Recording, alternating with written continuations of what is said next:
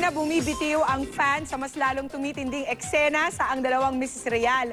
Marami aminadong apektado raw at nakaka-relate ng husto sa matitinding eksena rito. Yan ang chika ni Lars Santiago. Sweet.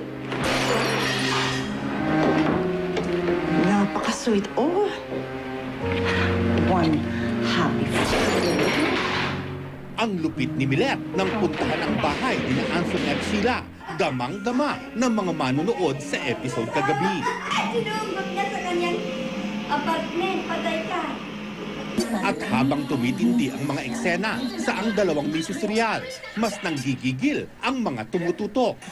Yung sampalan dun sa kabit, saka kay Dingdong. Mahirap kasing kumabit pag may asawa. Alam mo naman may asawa, kakabit ka pa. Kompleto po kasi ang galing ni Maricel Soriano at saka ni Dingdong Dantes eh. Para kina Maricel Soriano at Dingdong Dantes, iba ang pakiramdam na alam nilang pinag-uusapan ng mga tao ang kanilang show. Yung malaman mo talaga na tinatangkilik yung ginagawa nyo, tinatangkilik, pinapanood, at nagugustuhan nila at may natututunan sila, napakalaking bagay para sa aming mga artista dahil sinabi sa'yo na worldwide trending ang bagyong Milet. Parang, ano yon? Ganon? Sure ka ba? O lasing ka lang kagabi? Parang ganon. Parang etching naman to. Parang ganon. Totoo pala. Oo. Ay, sabi ko, halika. Halika.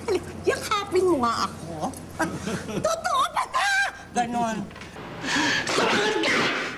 Mahal mo ba?